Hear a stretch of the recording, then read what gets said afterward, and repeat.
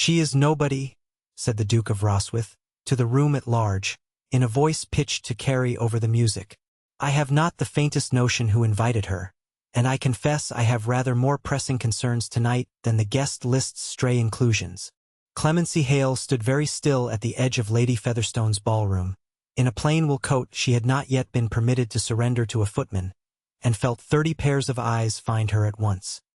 She had come at Lady Featherstone's own written invitation, delivered by hand that afternoon, requesting the pleasure of Miss Hale's company at a small gathering to celebrate the season, an invitation that had puzzled Clemency considerably, given that she had exchanged perhaps a dozen words with the woman in the 3 years since Lady Featherstone's family had purchased the last of the Hale land at a price everyone in the county agreed was considerably beneath its worth.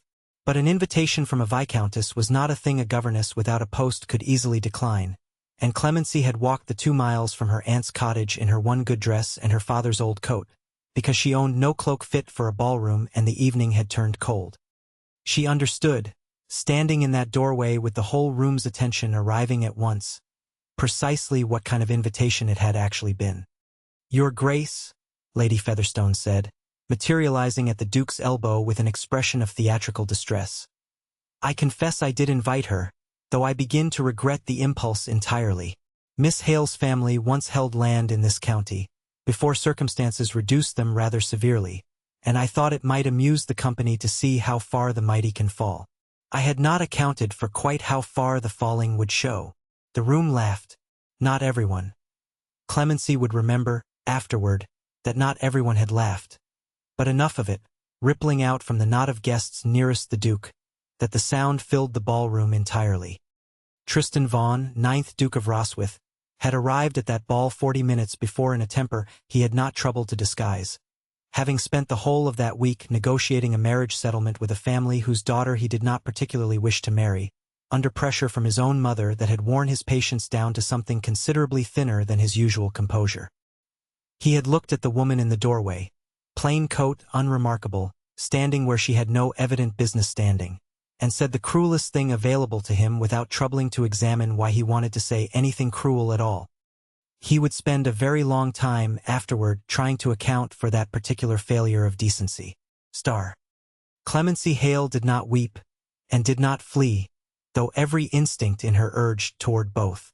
She had spent 3 years learning precisely how to absorb a room's cruelty without giving it the satisfaction of a visible wound. Ever since her father's death had left the family's debts fully exposed and the county's opinion of the Hales had curdled from respect to the particular contempt reserved for families who have fallen rather than families who never rose at all. "I will trouble you no further, Your Grace," she said, and her voice did not shake, which cost her considerably more than the room could see. "I had not understood the nature of tonight's invitation when I accepted it. I understand it now." She turned to go. And it was old Mrs. Praed, the Duke's own great-aunt, 71 years old and possessed of a memory the family had learned to fear across 3 decades, who crossed the ballroom floor with a speed that startled everyone who knew her, and caught Clemency's sleeve before she reached the door. "Child," the old woman's voice had gone strange, urgent, entirely unlike her usual dry drawing-room drawl. "That coat. Where did you get that coat?" "It was my father's, ma'am, and his father's before him. I am sorry if it offends the company's sense of fashion, but it is the only coat I own that is warm enough for a night like this 1-inch. "Turn out the collar," said Mrs. Praed. "Now, child. This instant." Clemency, bewildered, did as she was asked, folding back the worn wool collar to reveal the lining beneath. And there, stitched in thread gone dull with age but entirely legible, worked by a careful hand into the fabric itself, was a crest. The Roswith crest, the Duke's own family arms, sewn into the lining of a poor governess's coat. The ballroom, which had been laughing 90 seconds before, went entirely silent.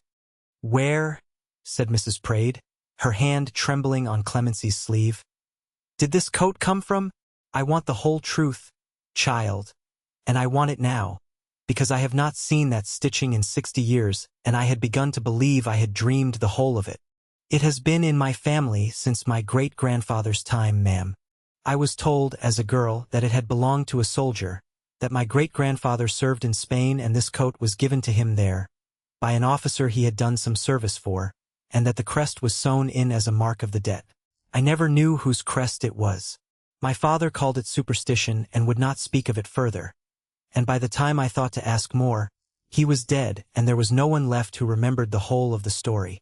Mrs. Praed turned to her great-nephew, standing frozen in the middle of his own ballroom, and her voice, when it came, carried to every corner of that silent room. "Tristan, you have just told this entire company that this young woman is nobody. I am going to tell you, and I am going to tell everyone else in this room at the same time, exactly who she is, because I am the last person alive who remembers the story properly, and I will not carry it to my grave and let my own great-nephew's temper undo 60 years of a debt this family swore before witnesses to honor. Your grandfather, the 6th Duke, was not born to the title," Mrs. Praed said, into a silence so complete that her voice, though not raised, reached every guest in that ballroom. "He was a second son, a captain in the line at 21, and he fought at Badajoz in April of 1812, in the breach, in the worst hour of fighting this family has ever had cause to speak of.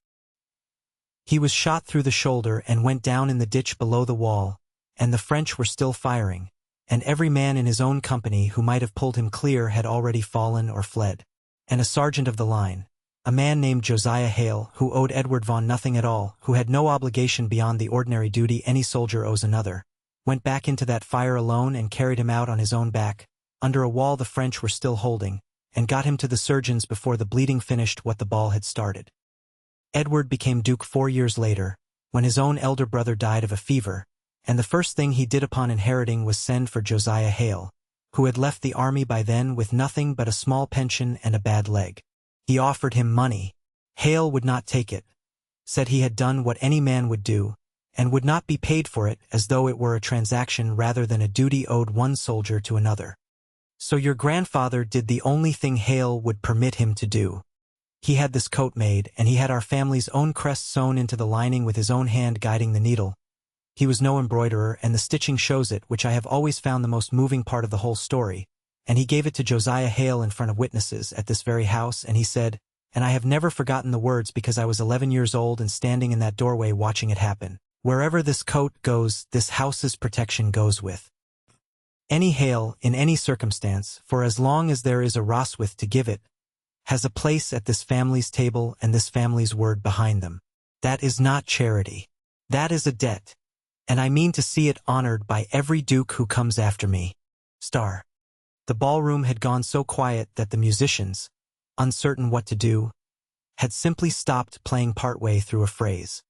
"I do not know how the story was lost," Mrs. Praed went on, her voice unsteady now, "except that your own father, Tristan, was not a man who cared for old debts he had not personally witnessed being sworn, and I believe he simply let the matter go unmentioned long enough that it faded out of the family's memory entirely, the way such things do when nobody troubles to keep telling them. I have not thought of Josiah Hale in 20 years. I did not know his family had fallen into hardship. I did not know a single one of them still walked this earth, until I saw that stitching on a young woman's collar not 2 minutes ago." She turned to Clemency and took both her hands. "Child, I am sorrier than I can say that it took this, that you had to stand in this room and be called nobody by the very family that swore 60 years ago, in this house, that a Hale would never be treated so. Your great-grandfather saved my nephew's life in a ditch at Badajoz, and my family let that debt go to dust, and I am ashamed of every single day it took us to remember it. Tristan Vaughan stood in the middle of his own ballroom and felt the whole shape of what he had done settle over him with a completeness that left him, for several long seconds, entirely unable to speak. He crossed the floor to where Clemency Hale stood with her father's coat still turned back at the collar, the crest exposed for the whole room to see, and he did the only thing available to a man who had just publicly humiliated the granddaughter of the man who saved his own grandfather's life. He bowed. Fully, formally, the bow one gives an equal or a superior, in front of every guest Lady Featherstone had assembled to watch her cruel joke unfold. "Miss Hale, I have no defense to offer for what I said, and I am not going to insult you by attempting one. I called you nobody in front of this entire room, out of a temper that had nothing to do with you and everything to do with my own poor character, and I did it while wearing, though I did not know it until this moment, a debt my own grandfather swore before witnesses that this family would honor for as long as a Roswith lived to honor it. I have failed that oath in the worst possible way, in the worst possible room, and I am going to spend considerably more than one evening's apology trying to set it right. Star. Lady Featherstone, whose entire evening's entertainment had just collapsed into something considerably more serious than she had intended, attempted to recover the room's attention with a laugh that fell entirely flat. Your Grace, surely this is rather a great deal of ceremony over an old family legend. The girl's coat is a curiosity, nothing more. The girl's coat, said Mrs. Praed, with a coldness that made 3 guests near her take an involuntary step back, is 60 years of my family's honor sewn into wool by a duke's own hand, Lady Featherstone, and I would ask you to consider very carefully, before you say another word tonight, whether you wish this county to remember you as the woman who engineered the humiliation of the granddaughter of the man who saved the Duke of Roswitha's life. Lady Featherstone said nothing further at all. Star. Lady Featherstone did not stay to watch the rest of it unfold. She withdrew toward the card room with the particular brittle composure of a woman recalculating, in real time, exactly how badly an evening's entertainment had gone wrong, and Clemency watched her go with no satisfaction at all, only a weary recognition that the woman's cruelty had cost considerably less than it ought to have, whatever came after. The room did not return to dancing. Guests clustered in low murmuring groups, casting glances toward the gallery doorway where Mrs. Praed had drawn Clemency and the Duke, and Clemency understood, standing at the center of that particular attention, that she had become, in the space of 10 minutes, the single most discussed person in the county. Not for her poverty this time, but for a story none of them had known existed until an old woman's memory had dragged it into the light. I did not come here for this, Clemency said. Once Tristan had drawn her aside to the relative privacy of the gallery, away from 30 pairs of still watching eyes. I did not come here to be recognized, Your Grace, and I do not want you thinking I wore this coat tonight hoping for exactly this scene. I do not think that. I think you wore the only coat warm enough for a cold night, precisely as you told my great-aunt, and I think Lady Featherstone knew rather more about your family's history than she let on when she wrote that invitation, and I think the whole of tonight's cruelty was hers before it was ever mine, though that does not excuse the part one played in it. Tristan's voice was low, entirely without the performance a lesser man might have brought to the moment. I want to ask you something, and I want you to answer honestly rather than politely, because I find I have had quite enough of politeness for one evening. Did you know? About the coat. About what it actually was. Clemency was quiet a moment. I knew it meant something, she said finally. I did not know the whole story, not until tonight, but I knew my father spoke of it strangely, with a kind of pride he would not properly explain, and I knew he would sooner have sold nearly anything else we owned before he sold that coat. I think, somewhere in him, he knew it was worth more than we understood, and could not bring himself to spend it, even when we were hungry enough that spending it would have been sensible. Why did you never come to my family? If you knew it meant something, why not simply present yourself and ask what the crest signified? Because a Hale asking a Roswith for anything, Your Grace, looks a very great deal like a poor family trying to trade on an old story for money it cannot otherwise earn, and I would rather have starved than be thought that kind of person. Her chin lifted, and something in the gesture reminded him, though he did not yet know it, of exactly the pride his own grandfather had once tried to overcome in her great-grandfather. I would have worn that coat to my own grave before I ever walked up to Roswitha's door and asked what the stitching meant. Star.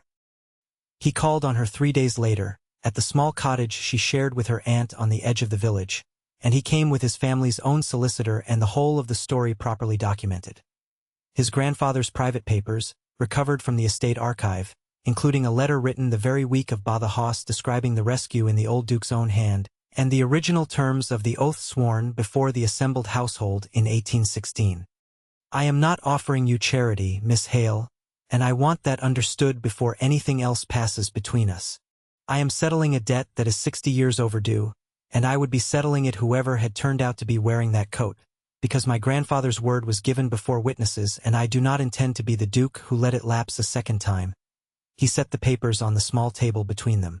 There is a property, Hale Farm, as it happens, the very land your family once held, which came back into the Roswith estate 11 years ago, when Lady Featherstone's family sold their interest in it.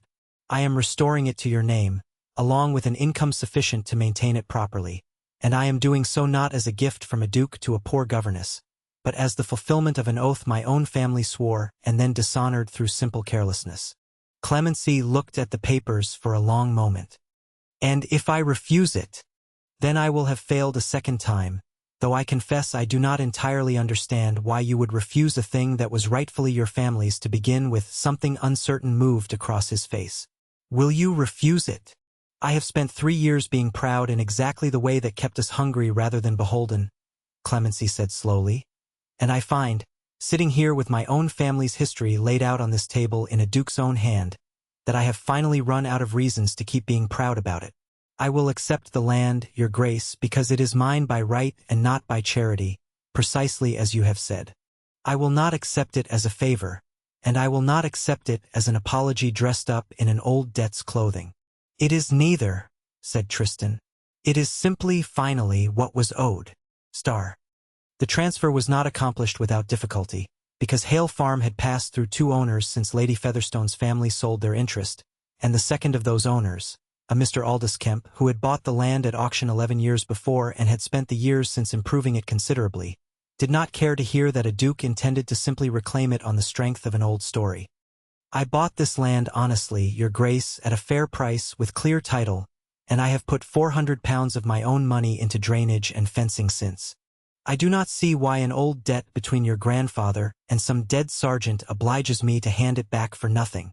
You are entirely correct that it does not, Mr. Kemp, and I would not ask you to. Tristan had come prepared for exactly this objection, and Clemency, standing beside him in Kemp's own farmhouse parlor, watched him handle it with a patience that surprised her, given how little patience he had shown a month before in his own ballroom. I am prepared to purchase the land back from you at twice what you paid for it, plus fair compensation for every improvement you have made, assessed by an independent surveyor of your own choosing rather than mine. You will lose nothing, and you will very likely profit considerably beyond what the land would otherwise have fetched you at sale. Kemp considered this for a long moment, turning his hat over in his hands much as Tristan himself did when thinking something through. That is a fair offer, your grace, fairer than I expected, given you might simply have leaned on your own name to have the courts sorted out in your favor. He glanced at Clemency, and something in his weathered face softened. I heard the story that's going round the county, miss, about the coat and the sergeant and the ball. I'll not pretend I fully credit every detail of it, gossip being what it is, but I credit enough of it to think the land's better placed back with a Hale than kept with a Kemp who only ever farmed it for profit. He signed the transfer within the fortnight, and told his own children, for years afterward, that he had once sold a farm back to a duke for twice its worth and considered it the best bargain of his life. He came again the following week and the week after, no longer accompanied by solicitors, and Clemency found herself, over the following month, in the peculiar position of being courted properly by the very man who had called her nobody in front of 30 witnesses, a courtship conducted with a carefulness that told her, more than any speech could have, exactly how seriously he had taken the whole of Mrs. Praed's story. He brought Mrs. Praed with him on the 3rd visit, at the old woman's own insistence, and the 2 women spent the better part of an afternoon with their heads bent together over a small box of papers Mrs. Praed had unearthed from the estate archive. Letters, mostly, exchanged between the 6th Duke and Josiah Hale in the years after Ba the Hoss, before pride and distance and the ordinary business of 2 very different lives had let the correspondence lapse. He wrote to your great-grandfather every Christmas for 9 years, Mrs. Praed said, turning the brittle pages with careful fingers, asking after his health, his family, whether he wanted for anything. Your great-grandfather always wrote back the same thing, that he wanted for nothing, that the Duke owed him no further debt, that he had done only what any man would do for another. I do not think either of them was being entirely honest, reading them now. I think Josiah Hale wanted a great deal, and was too proud to say so, precisely as you were too proud to walk up to our door and ask what the crest meant. Clemency read through the letters twice, and found in her great-grandfather's cramped, careful hand something of herself she had not expected to recognize so plainly. The same stubborn refusal to accept help freely offered, the same insistence on independence even when independence cost considerably more than accepting help would have. He sounds exactly like my father, she said quietly. Exactly like me, if I am honest. It runs in families, that particular kind of pride, Mrs. Praed said. I have watched it in the Vaughns for 3 generations in a different shape. Ours runs to temper and carelessness rather than stubborn independence, which I begin to think may be the more dangerous version, given what it cost you both a month ago. She patted Clemency's hand. I am glad the 2 prides have finally found each other. Child. I think they may do rather well, worn down against one another for the next 50 years. Star. You need not keep proving yourself to me, she told him in October, walking the boundary of the restored Hale land with him at her side. The debt is settled, Your Grace. The land is mine. Whatever else you feel obligated to offer me, I would rather you offered it because you wanted to, not because you are still trying to make up for one bad evening. I am not courting you to finish paying a debt, Clemency. I finished paying the debt the day the land transferred into your name. He stopped walking and turned to face her properly. I am courting you because I have spent a month discovering that the woman my grandfather's oath obligated me to help turned out to be considerably more remarkable than any obligation could account for. Proud in exactly the way that kept her family fed on nothing when nothing was all there was, and honest enough to tell a duke to his face that she would not be bought with an apology. I find I want to marry that woman for herself, entirely apart from what her coat proved about her bloodline. And I would like the chance to prove that to you properly, over as long a courtship as you require to believe it. Star. Lady Featherstone's own reputation did not recover quickly, once the story of that evening traveled the county the way such stories always did. Not merely the cruelty of the intended joke, but the 60-year debt it had accidentally exposed, and the particular ugliness of a woman who had profited from a fallen family's misfortune and then arranged to mock them for it in public. She was not received at Roswith again, and found, within the season, that a great many other doors that had once opened readily to a viscountess now opened rather more slowly, if at all, because a county that had laughed along with her cruelty for 90 seconds spent considerably longer than that being ashamed of having done so. She attempted, once, in July, to repair the damage by calling on Clemency directly at Hale Farm, arriving with a basket of hothouse fruit and an apology so carefully rehearsed that Clemency recognized the performance within the first sentence.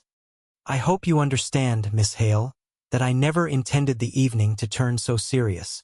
It was meant as nothing more than a little sport, and I confess I am mortified at how it was received.